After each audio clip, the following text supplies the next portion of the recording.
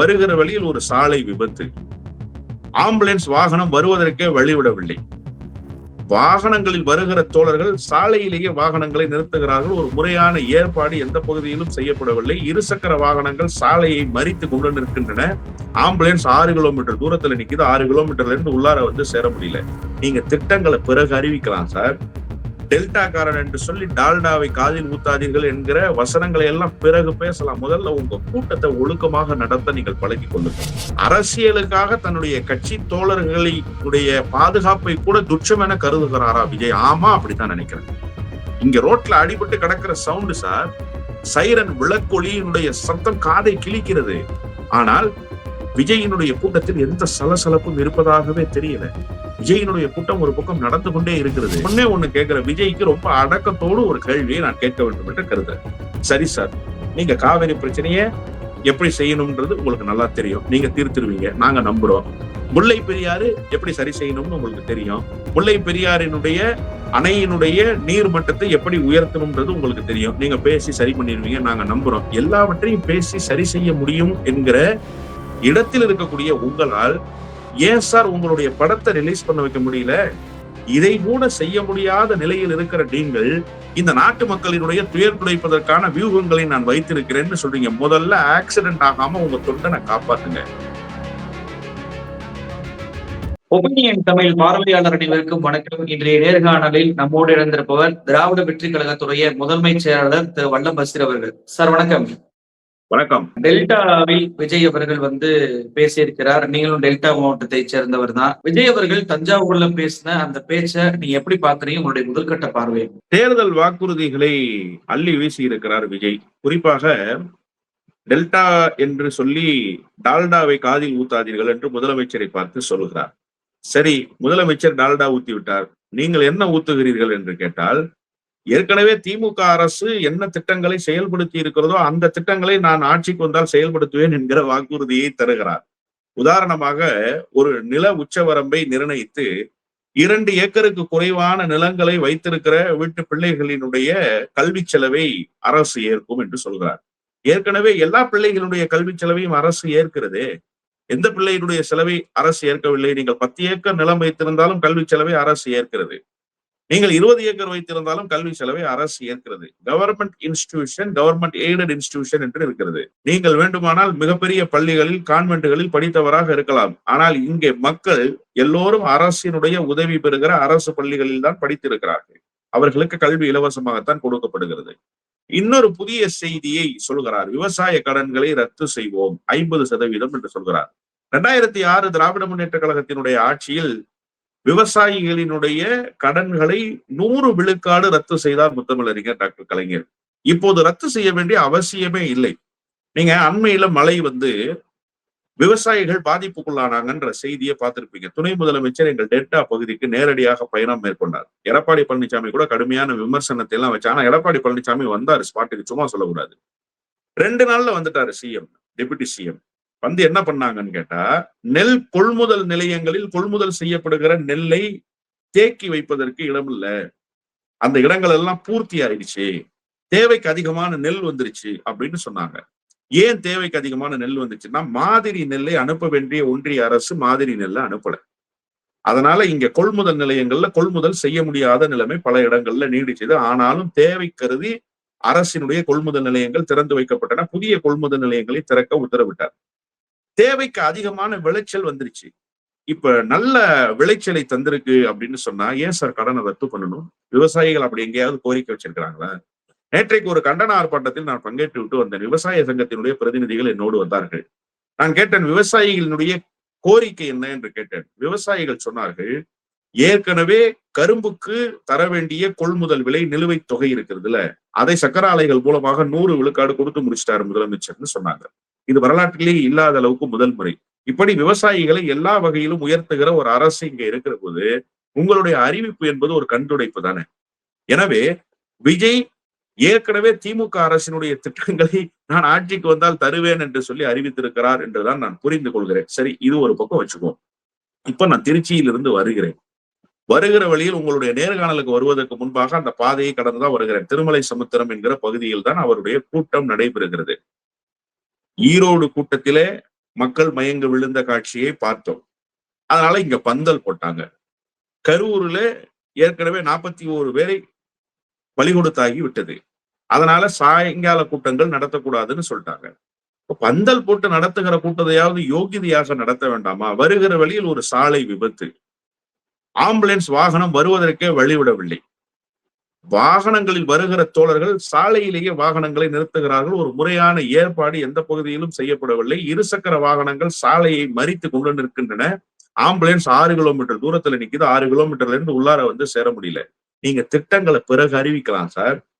டெல்டாக்காரன் என்று சொல்லி டால்டாவை காதில் ஊத்தாதீர்கள் என்கிற வசனங்களை எல்லாம் பிறகு பேசலாம். முதல்ல உங்க கூட்டத்தை ஒழுக்கமாக நடத்த நீங்கள் பழகிக் கொள்ளுங்கள். இத்தனை உயிர் பலிக்கு பிறகும், இத்தனை கூட்டங்கள் நடத்தியதற்கு பிறகும் இன்னமும் கூட்டம் நடத்துவதற்கு நீங்கள் பயிற்சியை பெறவில்லை என்று சொன்னால் நீங்க வெளியில வராம பனையூர்லயே இருங்கன்னு சொல்றேன் நான். எதற்காக நீங்கள் வெளியில் வருகிறீர்கள்? வெளியில் வந்து உயிர்களை பலி கொடுப்பதற்கா? ஒரு தம்பி சாலையில் வந்தவன் சாலை விபத்துக்குள்ளாகி கிடக்கிறான், இரத்த சகதியாக கிடக்கிறான். அவனை ஏற்றி கொண்டு போவதற்கு ஆம்புலன்ஸ் உள்ளே நுழைய முடியவில்லை. சைரன் சத்தம் காதை கிழிக்கிறது வருகிற வழியில். எதிர் தரப்புல ஒரு பக்கம் ஹைவேல ஒரு பக்கம் ரோடு தான் ஓப்பன் ஆயிருக்கு, இன்னொரு பக்கம் ரோட்ல முழுமையாக மறித்திருக்கிறார்கள். ஒரு சாலையை மறித்து கொண்டிருக்கிற அளவுக்கான கூட்டம் வருகிறது. அந்த சாலையை சரி செய்வதற்கு கூட ஒரு ஏற்பாட்டை செய்ய முடியாமல் கூட்டம் நடத்துகிறார்கள் என்று சொன்னால் விஜய் இன்னமும் பக்குவப்படவில்லை, இனிமேலும் பக்குவப்பட போவதில்லை. வெறும் மேடை வசனங்களை மட்டுமே பேசிக் கொண்டிருக்கிறார் என்றுதான் நான் புரிந்து கொள்கிறேன். நீங்க காவிரி போராட்டம் அதே போல முல்லை பெரியாறு போராட்டத்தில் பங்கு பெற்றவர் அப்படின்ற அடிப்படையில உங்ககிட்ட இந்த கேள்வியை கேட்கிறேன். விஜய் அவர்கள் இதை குறிப்பிட்டு பேசுறார். சும்மா சும்மா கருத்து பேசிக்கிட்டே இருந்துகிட்டு நச நசன்னு சொல்லி பேசிக்கிட்டே இருக்காங்க.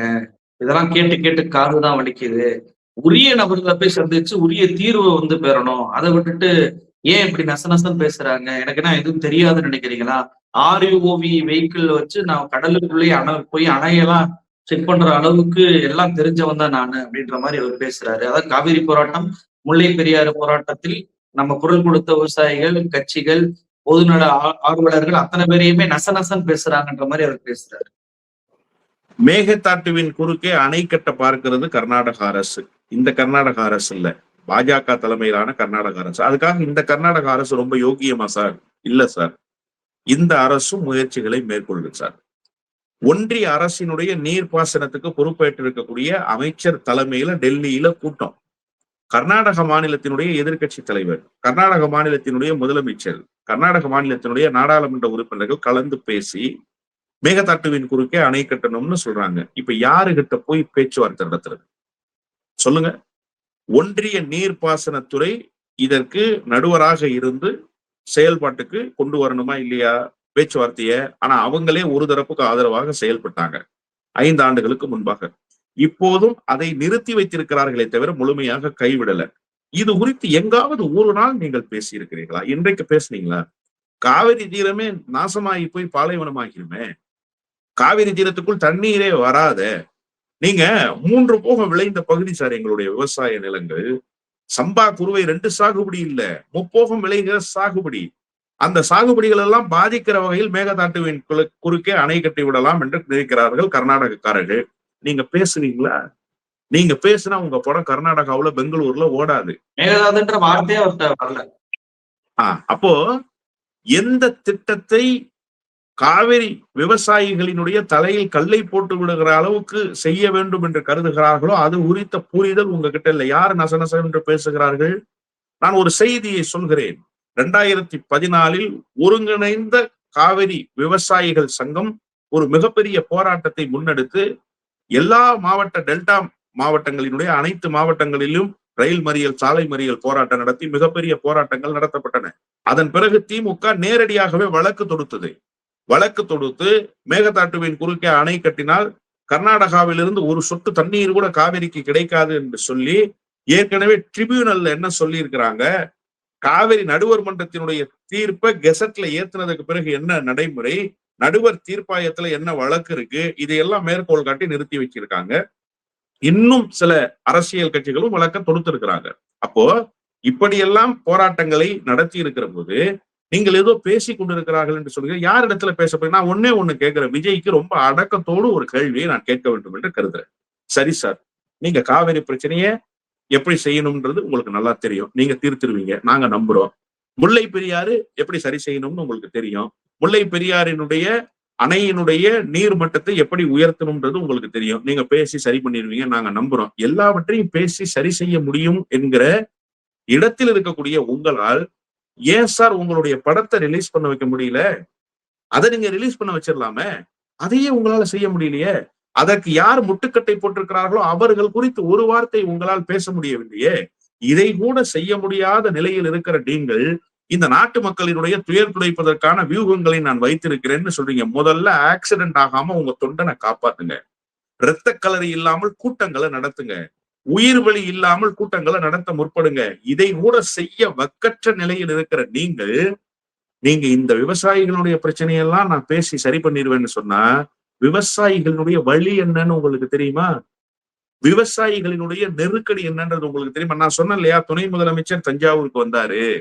உடனடியாக அரசு துறை ரீதியான அதிகாரிகளை அழைத்தாரு, மாவட்ட கலெக்டர்களை அழைச்சாரு, திருவாரூர் மாவட்ட கலெக்டர் கூப்பிட்டாரு, தஞ்சாவூர் மாவட்ட கலெக்டர் கூப்பிட்டாருனால அந்த பிரச்சனை என்னன்னு விஜய்க்கு தெரியுமா? விஜய் ஒரு அறிக்கையாவது வெளியிட்டு இருப்பாரா? ஏன் கொள்முதல் நிலையங்கள்ல நெல் கொள்முதல் செய்ய முடியல? மாதிரி நெல்லை ஒன்றிய அரசு கொடுக்கணும். 3 மாத காலமாக மாதிரி நெல்லை கொடுக்கல. அதற்கு முன்பு மாதிரி நெல்லை கொடுப்பதற்கு ஒரு ஆய்வை மேற்கொள்கிறார்கள். அந்த ஆய்வை மேற்கொண்டு போகிற போதே மாநில அதிகாரிகள், ஆட்சித்தலைவர்கள், மாநில அரசினுடைய நிலைப்பாடு என்னன்றதை தெரிவிக்கிறாங்க. இந்த மாதிரி நெல் விவகாரத்துல ஒன்றிய அரசுக்கு ஒரு கன்சர்னை கொடுக்குறாங்க. அதை பின்பற்றவே இல்லை. அது குறித்து ஒரு வார்த்தை பேசி இருக்கீங்களா? எடப்பாடி பழனிசாமியாவது அறிக்கை கொடுத்தார். எடப்பாடி பழனிசாமியாவது நேரடியாக வந்தார். நீங்க அந்த நேரத்துல எங்க இருந்தீங்க? பனையூர் பங்களாவுக்குள்ள இப்படி ஒரு பிரச்சனை நடக்குதுங்கிற செய்தியே தெரியாமல் நீங்கள் தூங்கி கொண்டிருந்தீர்கள். ஆனா நீங்க இன்னைக்கு எனக்கு கடலுக்கு அடியில போற வித்த தெரியும், கடலுக்கு மேல பாயிற வித்த தெரியும்னு சொன்னா விவசாயிகள் என்ன நினைத்துக் கொண்டிருக்கிறீர்கள்? நீங்கள் விவசாயிகளுடைய வழி என்பது கொடியது. அந்த வழியை தீர்த்து வைத்த அரசு இந்த திராவிட முன்னேற்ற கழக அரசு தான். எனவே விவசாயிகள் உங்களை நம்ப மாட்டார்கள். போராட்டம் போராட்டம் எதுக்கு எடுத்தாலும் போனா நாடு சுடுகாடா மாறிவிடும் அப்படின்னு சொல்லி ரஜினிகாந்த் சொன்னதை போல இவரும் அந்த போராட்டத்தை சும்மா நசநச அப்படின்ற மாதிரி வார்த்தைகளால பயன்படுத்துவதை புரிஞ்சு கொள்ள முடியுது. இன்னொரு கேள்வி, நீங்க இந்த விபத்தை எல்லாம் நேர்ல பார்த்தேன் அப்படின்னு சொன்னீங்க. விஜய் அவர்கள் இதை குறிப்பிட்டு பேசுறாரு. என்ன பேசுறாருன்னா, எஸ்ஓபி போட்டு என்னை தடுக்க பாக்குறாங்க, டீலிங் பண்ணிக்கிட்டு விஜயை முடக்க பாக்குறாங்க, மக்கள் சந்திக்க விட மாட்டுறாங்க அப்படின்னு சொல்லிட்டு எஸ்ஓபிக்கு எதிராக அவர் பேசுறார். இவ்வளவு எஸ்ஓபி போட்டும் கூட விபத்துகள் என்பது நடக்குது, உயிர் பலி என்பது நடக்குது அப்படின்றப்போ, அந்த எஸ்ஓபி எதிர்ப்பதன் மூலம் விஜய் தன்னுடைய ரசிகர்களுக்கான பாதுகாப்பை கூட உறுதி செய்ய ஒரு எண்ண ஓட்டம் இல்லாதவராக இருக்கிறாரா? இன்னொரு விஷயம், பெண்கள் பாதுகாப்பு அப்படின்றத தொடர்ச்சியாக பேசுவார் விஜய் எல்லா கூட்டத்திலையும். இந்த முறை அதை பேசவே இல்லை. அப்படி பேசினால் தன்னுடைய மனைவியுடைய விவகாரத்து விஷயம் வெளியே வந்துவிடும் அப்படின்றதற்காக அவரை தவிர்த்து விட்டார் அப்படின்ற குற்றச்சாட்டும் அவர் மீது வைக்கப்படுது. எப்படி பார்க்கிறீங்க? இல்ல, விஜயினுடைய தனி வாழ்வு குறித்து நான் பேச விரும்பல சார். அது காரணம் என்ன அப்படின்னு கேட்டீங்கன்னா, இது கணவன் மனைவி இருவருக்கும் இடையிலான பிரச்சனை. ஆனால் பொது சமூகத்தில் ஒரு கேள்வி எழுது. சொந்த மனைவியை கூட சரியாக பார்த்து கொள்ள முடியாதவர், சொந்த மனைவியை கூட சுதந்திரமாக நடத்த முடியாதவர், பெண் சுதந்திரம் குறித்தும் பெண் பாதுகாப்பு குறித்தும் பேசுவது எத்தகைய செயலாக இருக்கும் என்பது. ராத்திரி முழுக்க குடிப்பான், பகல்ல எழுந்தோன்ன மது விலக்கு கேட்பான் அப்படின்னு ஒரு சொல்லாடல் உண்டு. அது மாதிரி விஜய் இது குறித்து பேசுவதற்கு தகுதியற்ற மனிதராக இருக்கிறார் என்பதுதான் செய்தி. சீமானுடைய முகம் எப்படிப்பட்டதாக இருக்கிறதோ அதே முகம்தான் விஜயினுடைய முகமாக இருக்கு. என்ன, அவரு காதலிகளை விட்டு மனைவியோடு வந்து விட்டார். இவர் மனைவியை விட்டு காதலிகளோடு போவதற்கு முயற்சிக்கிறார். இந்த 2 வேறுபாடுதானே தவிர மிகப்பெரிய வேறுபாடுகள் இல்லை. இது குறித்து நான் இதுக்கப்புறம் பேச விரும்பல. ஆனா எஸ்ஓபி குறித்து நீங்க சொன்னீங்க. தமிழ்நாடு அரசு மிகுந்த அக்கறையோடு இந்த கூட்டங்களை நடத்துவதில் கவனத்தை காவல்துறை மூலமாக செலுத்துது. ஏன்னு சொன்னா மிகப்பெரிய உயிர் பலி நடந்துருச்சு. இந்த பொறுப்புகள் அத்தனையும் தமிழ்நாடு அரசுக்கு தான் இருக்கு. நாளைக்கு என்ன சொல்லிடுவாங்கன்னா, ரொம்ப எளிதாக அரசு தான் காரணம், அரசு எங்களுக்கு ஒத்துழைப்பு கொடுக்கல, இப்படிப்பட்ட செய்திகளை பேசி விடுவார்கள் என்கிற காரணத்துக்காகவும். இன்னொன்று, ஒரு அரசுக்கு தார்மீக கடமை இருக்கு சார். இப்படிப்பட்ட கூட்டங்கள் நடக்கிற போது அசம்பாவிதங்கள் நடைபெறாமல் தடுப்பதற்கு அதற்கு உண்டான முன்னெச்சரிக்கை நடவடிக்கைகள், களத்தில் எடுக்க வேண்டிய நடவடிக்கைகள் என்னவோ அதை சிறப்பாக செய்வாங்க. சேலத்துல கூட்டம், என்ன சொன்னிச்சு காவல்துறை? காவல்துறை சொன்னதுக்கு மாறாக நீங்கள் நடந்து கொண்டீர்கள். அங்க என்ன நடந்துச்சு? அப்போ காவல்துறை திட்டமிட்டு விஜய்க்கு எதிராக நிற்பதை போல ஒரு தோற்றத்தை உருவாக்க முனைகிறார் விஜய். நான் கேட்கிறேன், அதிமுகவுக்கு இல்லாத எதிர்ப்பு, பாஜகவுக்கு இல்லாத எதிர்ப்பு உங்களுக்கு விடுமா? நீங்கள் என்ன அவ்வளவு பெரிய வலிமையான இயக்கம் என்று திமுக கருதுதா? உங்களை ஒரு பொருட்டாகவே திமுக மதிக்கல. அப்ப ஏன் திமுக இத்தகைய நெருக்கடியை உங்களுக்கு கொடுக்கணும்? நீங்க ரொம்ப நல்லா கேட்டீங்க. அரசியலுக்காக தன்னுடைய கட்சி தோழர்களுடைய பாதுகாப்பை கூட துச்சம் என கருதுகிறாரா விஜய்? ஆமா, அப்படித்தான் நினைக்கிறேன். இங்க ரோட்ல அடிபட்டு கிடக்கிற சவுண்ட் சார், சைரன் விளக்கொலியினுடைய சத்தம் காதை கிழிக்கிறது. ஆனால் விஜயினுடைய கூட்டத்தில் எந்த சலசலப்பும் இருப்பதாகவே தெரியல. விஜயினுடைய கூட்டம் ஒரு பக்கம் நடந்து கொண்டே இருக்கிறது. நீங்க ஆம்புலன்ஸ் வருகிற சத்தம் கேட்டால் உடனடியாக தலைவர்கள் மேடையில் பேசும்போது என்ன பண்ணுவாங்க? கெங்கவள்ளியில ஒரு கூட்டத்திலே பேசிக் கொண்டிருந்தார் முதலமைச்சர். டெம்போ டிராவலர் நின்று பேசுறாரு. ஆம்புலன்ஸ் ஒலி எழுப்புகிற சத்தம் கேட்கிறது. உடனே நம்ம தோழர்கள் வழிவிடுங்கன்னு சொல்றார். எல்லா தலைவர்களும் இப்படித்தான் வெளிப்படுவார்கள். எல்லா தலைவர்களும் இப்படித்தான் வெளிப்படுவார்கள். கொஞ்சம் இயல்புக்கு மாறாக எடப்பாடி பழனிசாமி வேணும்னே நான் பேசுற இடங்கள்ல ஆம்புலன்ஸை விட்டு அனுப்புறாங்க, யார் அனுப்பிச்சதுன்னு தெரியும்னு பேசுறாரு. அது இயல்புக்கு மாறான நடை. உணர்ச்சி வயப்பட்டு விட்டார் எடப்பாடி பழனிசாமி. ஆனால் இங்கே சைரன் ஒலி எழுப்பப்படுகிற சத்தம் கேட்கிற போது கூட கூட்டத்தில் எந்த சலசலப்பும் இல்லாமல் விஜய் கூட்டத்தை நடத்துகிறார்னு சொன்னா, அப்ப எஸ்ஓபி எதற்காக அங்க நடைமுறையில இருக்காங்க, என்ன பண்றாங்கிறதையும் அவர் சிந்திக்க தயாராக இல்ல. தன்னுடைய தோழர்கள் அடிபட்டு கிடக்கிறார்கள், ரத்தம் சிந்துகிறார்கள்ங்கிறதையும் சிந்திக்கிறதுக்கு தயாரா இல்ல. தானும் ஒரு பாதுகாப்பு ஏற்பாடு, ஒரு கட்சிக்கு ஒரு கட்டமைப்பு இருக்குல்ல, அந்த கட்சிக்கு பாதுகாப்பு படையின்னு ஒண்ணு உருவாக்கிட வேண்டியதானே, பாதுகாப்புக்கு ஒரு அணி போட்டுற வேண்டியதானே. எல்லா கட்சிகள்லயும் வச்சிருக்காங்கல்ல, தொண்டர் அணின்னு வச்சிருக்காங்க, பல்வேறு அணிகளை வச்சிருக்காங்கல்ல. அந்த மாதிரி ஒரு அணியை போட்டு நீங்க பாதுகாப்பு ஏற்பாடுகளை வாலண்டியர்ஸ் மூலமா செய்யுங்க. அப்படிப்பட்ட தோழர்களை கூட நீங்கள் கூறுதிட்ட முடியாத நிலையில் இருந்து கொண்டு எஸ்ஓபிக்களை பார்த்து குறை சொல்வதும், தமிழ்நாடு அரசை பார்த்து குறை சொல்வதும் மலிவான செயல், இழிவான செயல். அந்த செயலை விஜய் செய்து கொண்டிருக்கிறார் என்றுதான் நான் பார்க்கிறேன். நிகழ்ச்சியில் கலந்து கொண்டு பல்வேறு தகவலை நம்ம நேற்று பெருந்துட்டீங்க. ரொம்ப நன்றி. நன்றி.